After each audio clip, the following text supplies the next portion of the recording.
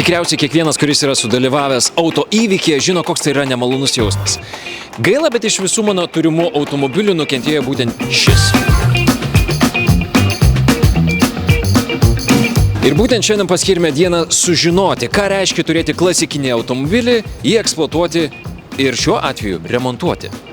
O kad nebūtų liūdna, pasimsiu katiną Mitsu, tiesą sakant, Mitsubishi. Dabar pagalvojate, kokius jie automobilius apskritai kūrė? Gerus.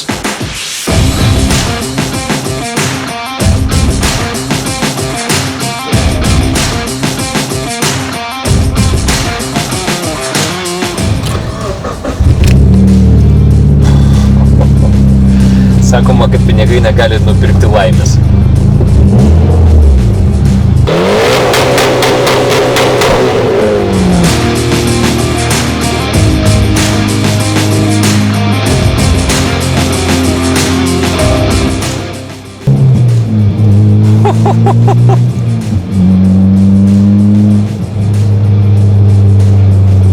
Aš nieko nepadariau, tik šiek tiek priliečiu akceleratorių. Nesvarbu, kurią pavarą jisai važiuoja, tikrai atrodo, kad nori įsiganyti visą tą arklių kaimenę priekyje. Aš jaučiuos blogas, bet taip ir įpareigoja šis automobilis šiek tiek elgtis. Bet esminis skirtumas tai, kad mes kūrėme istoriją ne apie jį. Turiu tokią situaciją. Važiuojam kaip tik dabar prie vabaliuko, pabandysim jį pasimti ir važiuoti į autoservisus.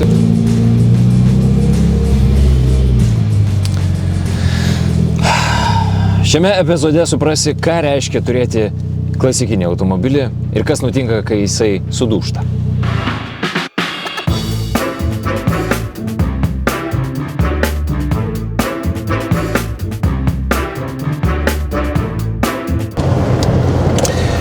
Nu jo, garso tiek pat, jeigu ne daugiau salone, o naudos akceleracijos prasme nulis. Tikrai didelis kontrastas persėdus iš Evolutiono į vabalą. Kokie, žinai, 280 kW skirtumas, tikrai jaučiasi, galiu pasakyti. Žinot, yra posakis, nuo 0 iki 100 per 2 savaitės. Tai čia panašiai ir yra, žinokit. Bet čia visai kita patirtis ir visai kitos paskirties automobilis, tai duosiu pavairuoti už gerą komentarą kažkam. Ai, tiesa, taigi ir dovanų dar turim kažkam. Parašykite komentaruose savo spėjimą, kiek absoliučiai kainuos visas šito vabalo remontas. Kas bus arčiausiai tikslo, padovanosim puikių autogidas.lt dovanų. Beje, aš žinau, kas juose yra. Nuostabus rinkinys, kuriame salono priežiūros priemonės, labai aukštos kategorijos ir klasės, tai žinokit, blizgės jūsų automobilis iš vidaus nuostabiai.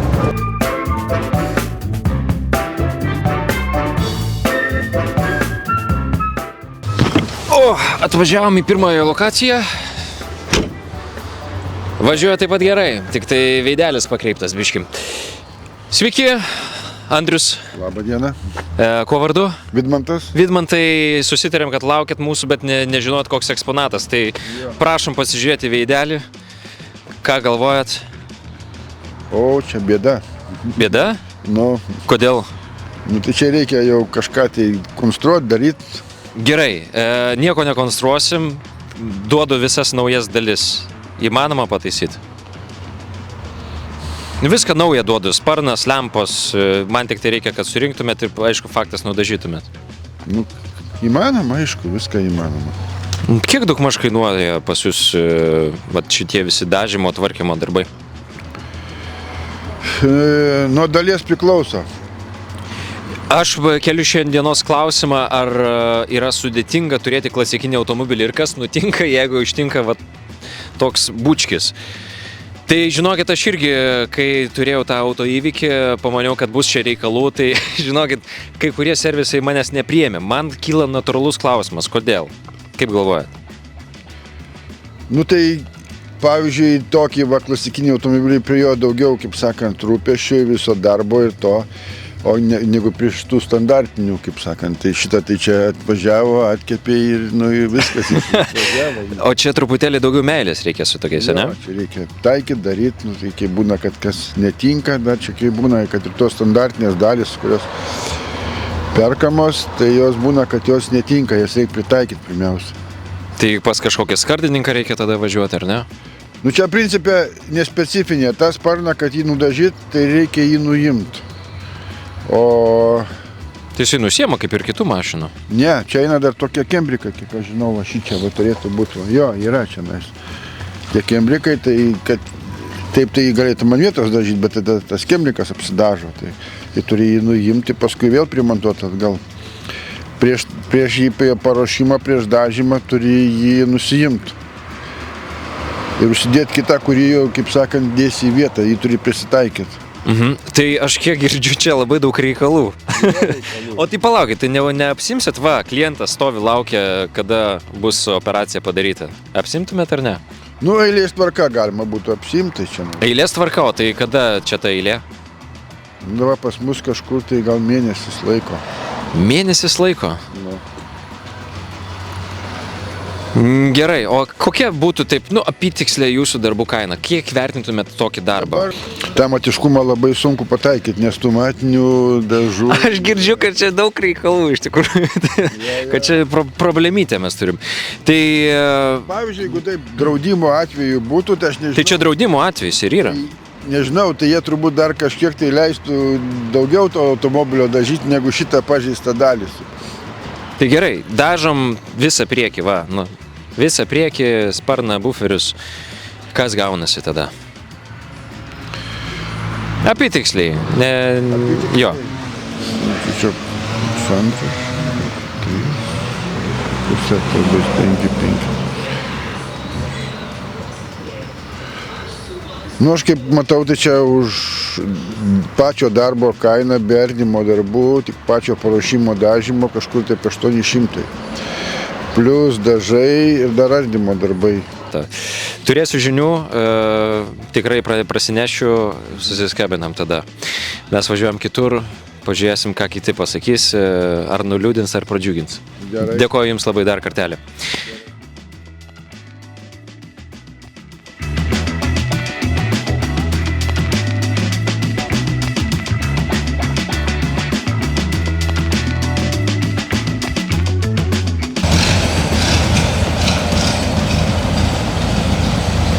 Pažeidimai daug kas čia mato šitam automobilėje. Galima jau atkreipti dėmesį, kad į priekinį bamperį, taip, atstumus tarp sparnų, tarp šitos vietos ir šitos vietos.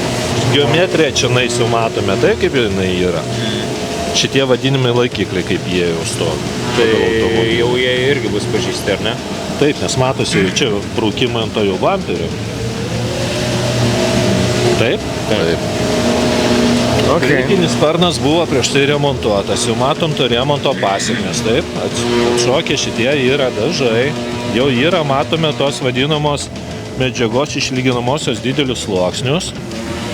Jeigu kokybiškai atlikti šitą remontą, reikėtų nuimti tą seną dažą, tą visą medžiagą, glaistus, viskas iki metalo lygio, atstatyti šitą tvirtinimo laikiklį, nes jis turi būti kaip čia šitoje vietoje. Taip.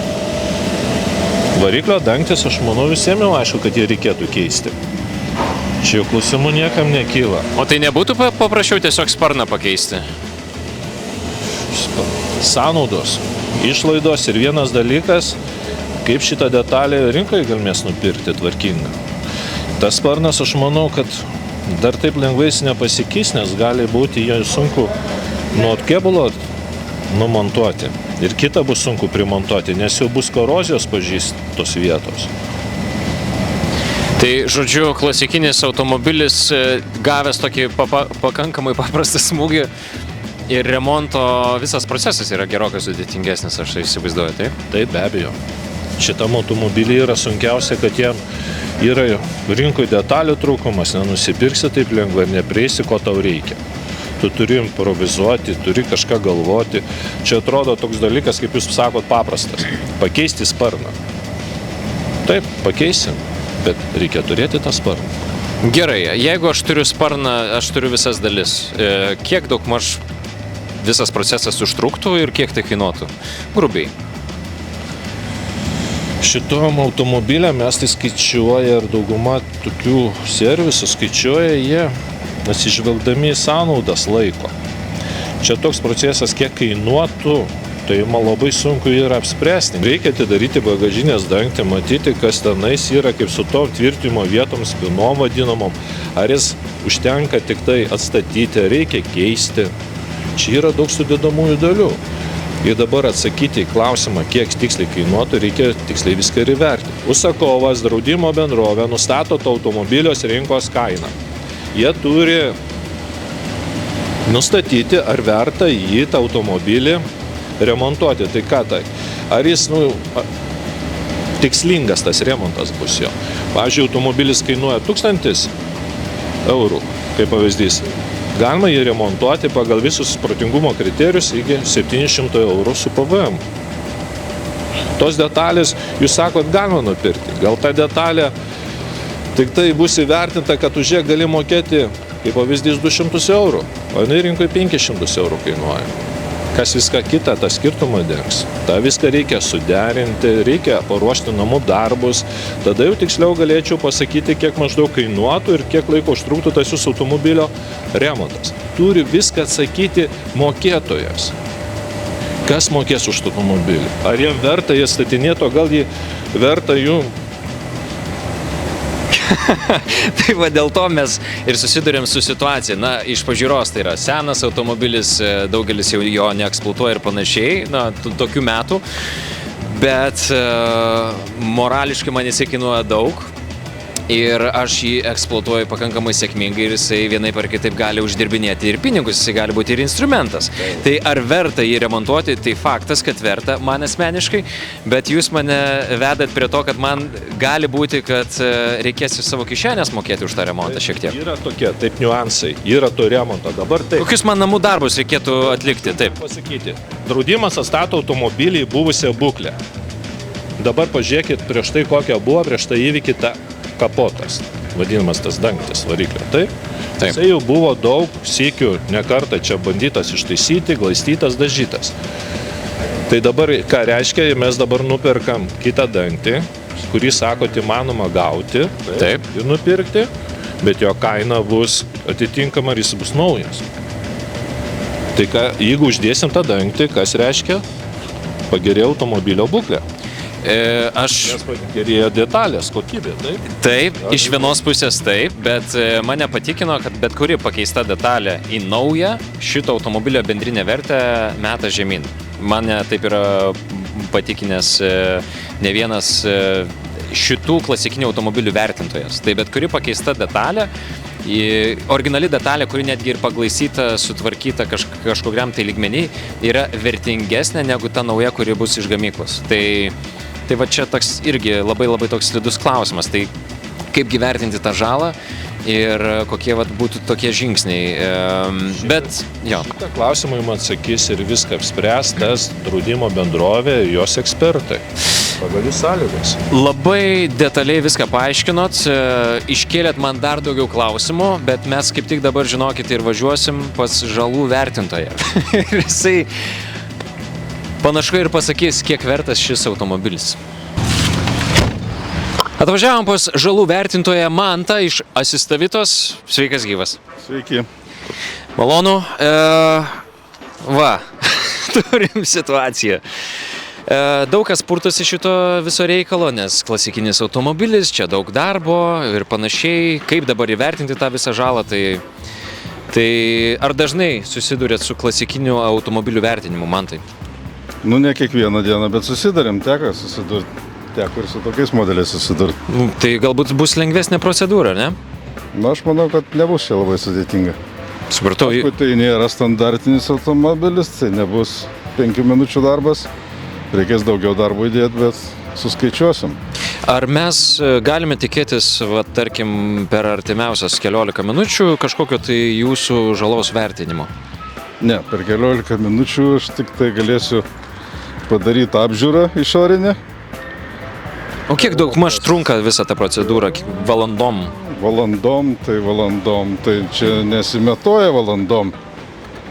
procedūra. Ten priklauso nuo to, kokio sudėtingumo. Tas mušimas būna vienas už kelius šimtus eurų, kitas būna už keliasdešimt tūkstančių eurų. Tai Čia kažkur tai per vidurį. tas užtrukimas ir priklauso nuo to, kiek reikia įdėti darbo, kiek reikia skaičiuoti. Viena samata gali būti 3 punktai, o kita samata gali būti 300 punktų. Tai, bet čia ne per 15 minučių susiskaičiuoja. Supratau. Gerai, ką matot, galit komentuot, žiūrėt, kuom galiu pagelbėt, ką man reikia daryti, ko man nereikia daryti. Tai gal aš tada apžiūrą pradėsiu daryti. Gerai. Pradėčiau nuo vino identifikavimo. Jis yra po kapotu, o kapotas nesidaro. Neatsidaro, bandėm visaip. Nu, tai tada pradėsiu nuo bendro vaizdo fotonuotraukų.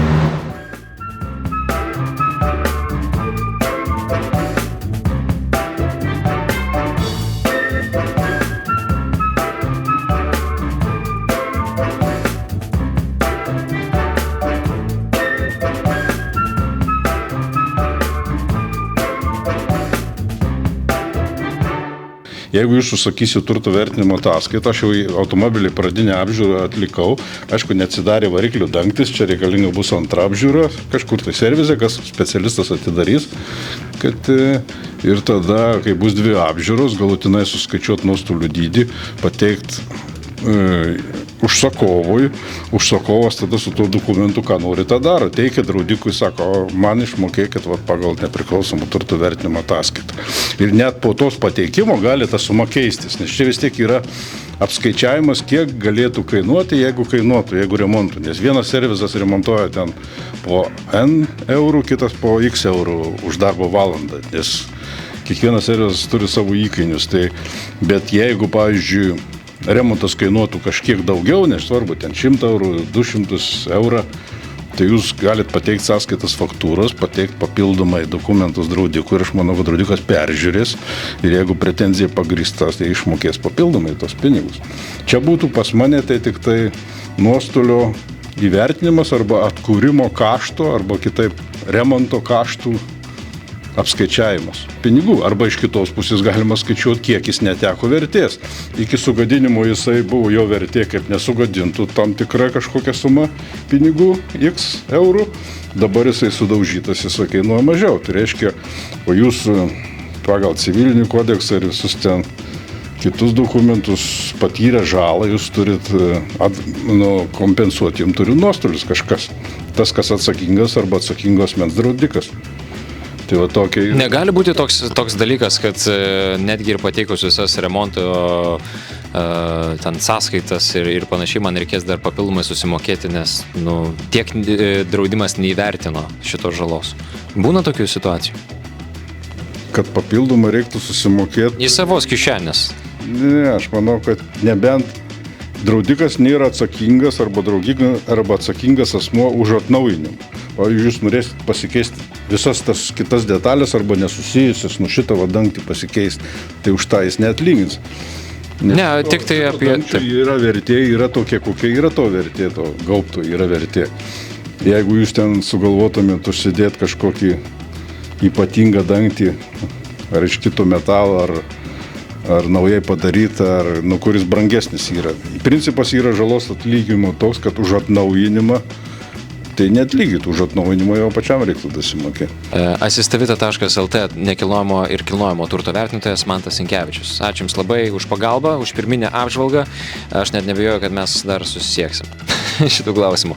O Jūs komentarų skiltyje rašykite, kiek galėtų kainuoti šio vabaliuko remontas. Vienam iš Jūsų padovanosime prizų už arčiausiai teisybės esantį teisingą atsakymą.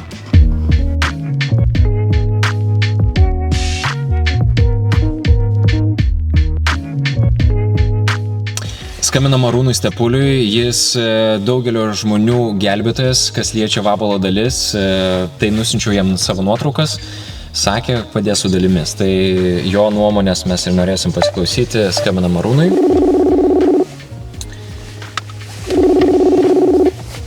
Sėdėm savo ofise,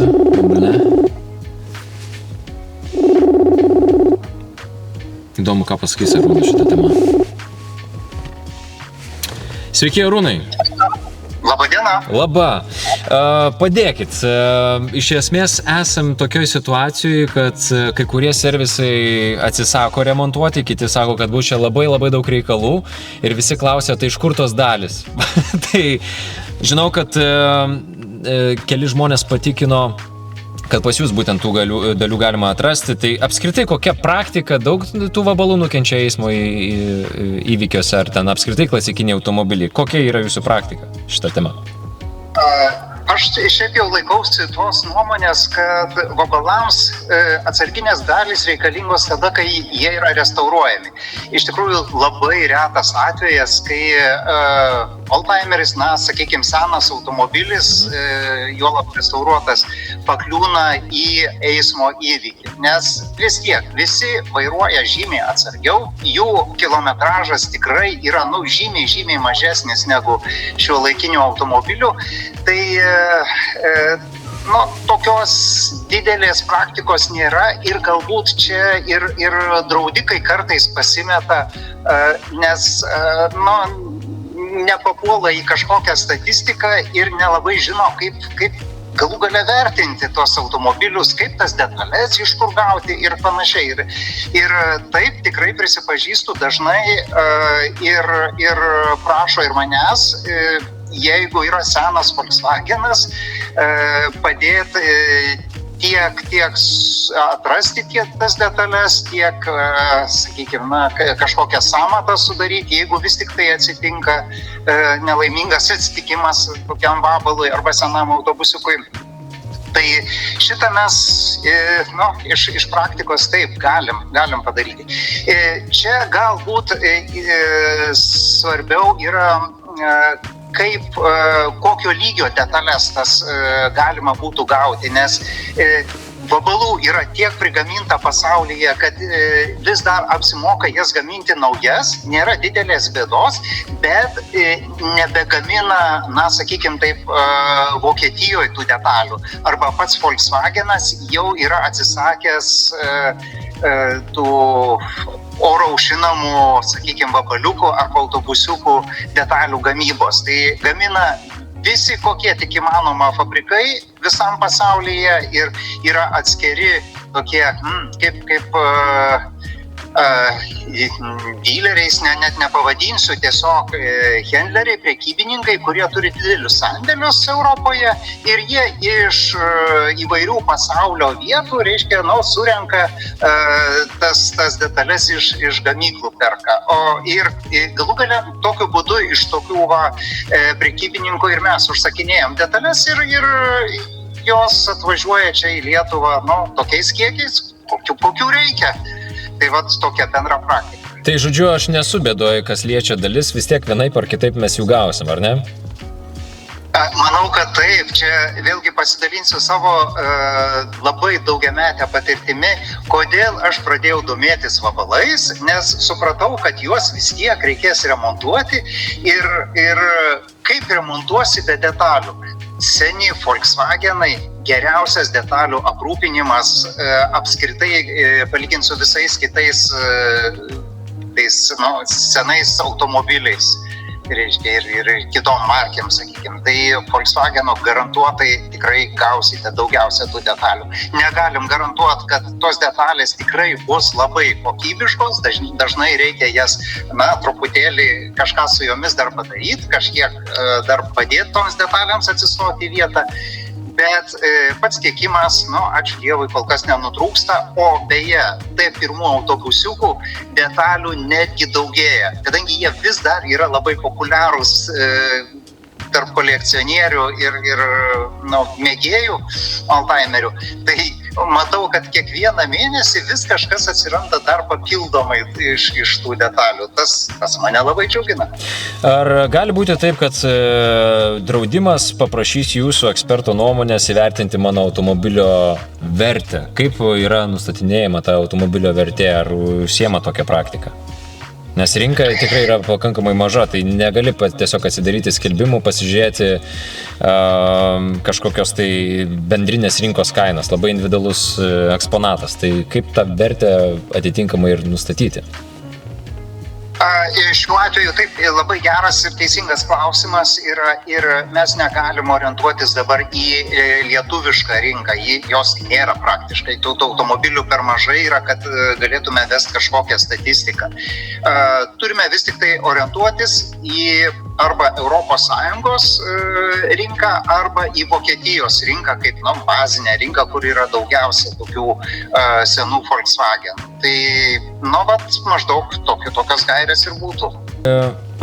Arūnai, kiek galėtų kainuoti kapotas, sparnas, nuotraukas ir duomenis siunčiu apie savo vabalą? Tai vidutinė kaina tokių dalių būtų kokia? Aš galbūt taip išskirčiau pigesnioji versija kapoto galėtų kainuoti koks apie 150 eurų vabaliukui. Jeigu pavyktų surasti kokybišką, šiek tiek seniau gamintą versiją, galėtų kainuoti, kokius 300–400 eurų. Kainos nėra labai baisios ir palyginti su šiuolaikiniais automobiliais, tai tikrai apsimoka ir restauruoti, ir dėti tas naujas dalis, neburti iš sudilusių detalių dar kažko tai naujo. Tai va tokia. Tai norit pasakyti, kad nauja detalė, kuri yra pigesnė, faktas, kad su jie mažiau vargo, ar ne, bet automatiškai ir mažintų bendrą automobilio vertę. Aš taip teisingai suprantu? Deja, taip, labai teisingai pastebėjote tokį svarbų aspektą. Senovinis automobilis yra vertingas tada, kai jis yra išlaikytas, kiek galima autentiškesnis, kai jo visos maksimaliai, kiek leidžia aplinkybės, išsaugotos detalės, kai originalios detalės, tikros tokios detalės, kaip išvažiavo iš gamyklos Vokietijoje. Taip, tada jisai tikrai turi žymiai didesnę vertę. Deja, jeigu žiūrėti į senovinį automobilį kaip į hobio arba pramogos objektą, tai mes važiuojam su tais automobiliais. Čia yra neatsiejama ta džiaugsmo dalis arba hobio dalis. Vairavimas, važiavimas, girdėjimas, kaip tas variklis visai kitaip burzgia. Tai be abejo, jisai toliau dyla tas automobilis yra. Bet tiek, kiek, sakykime, keičiant detalės, ta vertė krenta, tiek galbūt rinkos vertė senovinio automobilio, kadangi kuo senesnis automobilis, tuo jisai jo vertė vis kyla po truputį. Tai ta vertė atsistato dėka automobilio senėjimo. Tai nieko baisaus, galima džiaugtis, važinėti ir turėti didelę pramogą ir tuo pačiu stebėti, kaip tavo automobilis vis tiek nekrenta ta vertė, o po truputį auga.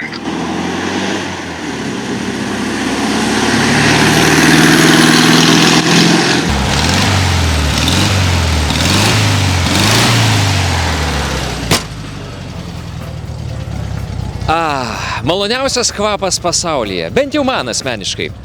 Šiandien supratau tik tai vieną dalyką, kad situacija yra kur kas gilesnė, negu man atrodė iš pradžių. Draudimo kompanijos sunkiai gali apskaičiuoti padarytą žalą, todėl mane siunčia pas nepriklausomus žalos vertintojus. Tuo tarpu autoservisai, kaip matėme, nelabai nori apsiimti tokiais darbais, nes nežino, ką ras. Ir antras dalykas, čia greičiausiai gali būti tas atvejis, kad reikės ypatingai didesnio meistriškumo ir galimybių. Kasgi manęs laukia? Labai daug namų darbų, daugiau paieškų ir be abejo jūsų laukia antroji šio epizodo dalis, nes čia istorija dar nesibaigė. Beje, rašykite savo variantą, kiek vertas šitas automobilis ir kiek gali būti įvertinta žala. Teisingiausias ir arčiausiai tikslo jūsų komentaras gali laimėti puikiu autogidas.lt prizu. Andrius Janušauskas su jumis jau atsisveikina iki kito epizodo. Viso gero! Važiuokite su klasikiniais automobiliais, nes jie tikrai suteikia nepaprastą emociją.